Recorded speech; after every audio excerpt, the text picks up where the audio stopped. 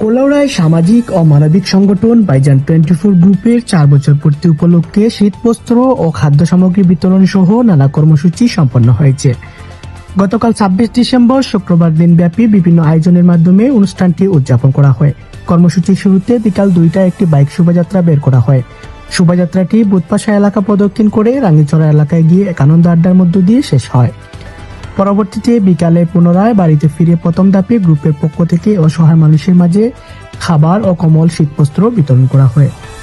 এরপর গ্রুপের 4 বছর পূর্তি উপলক্ষে কেক কেটে আনুষ্ঠানিক উদযাপন করা হয়। অনুষ্ঠানের আকর্ষণীয় অংশ হিসেবে একটি কুইজ প্রতিযোগিতা অনুষ্ঠিত হয়, যেখানে একজন বিজয়ী নির্বাচিত হন।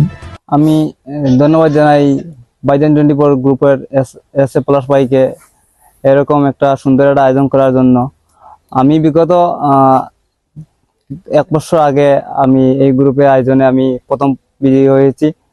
আজকেও আমি এই গ্রুপের 20 জনের মাঝ থেকে আমি লড়াই করে আমি বিজয়ী হয়েছি প্রথম স্থান।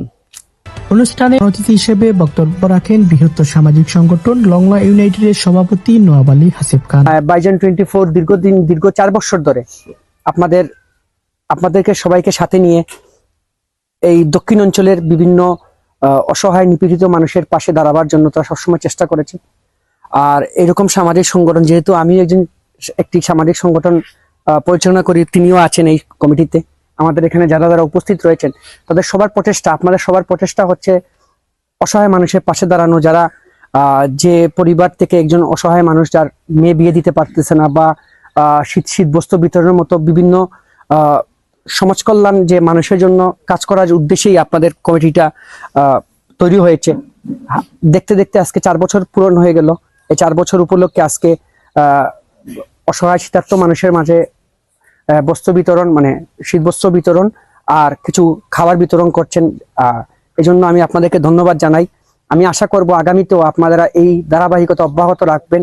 এছাড়াও উপস্থিত ছিলেন ভাইজান 24 গ্রুপের chairman S A Palash, Bahrain প্রবাসী মিসবাউদ্দিন বাপ্পা, গ্রুপের পরিচালক মণ্ডলীর সদস্যবৃন্দ, অ্যাডমিন প্যানেল ও সাধারণ সদস্যরা। অনুষ্ঠানে বক্তব্য রাখতে গিয়ে এস এ পলাশ বলেন, আলহামদুলিল্লাহ, আমরা দীর্ঘ সময় ধরে আত্মমানবতার সেবায় যুক্ত আছি। 2021 সাল থেকে বিভিন্ন সময়ে অসহায় মানুষের সাহায্য ও সহযোগিতা করে আসছি। অসহায় মানুষের পাশে দাঁড়াতে নেতা হওয়া লাগে না, পদ পদবি লাগে না, শুধু মনের ইচ্ছা আর আন্তরিকতাই যথেষ্ট।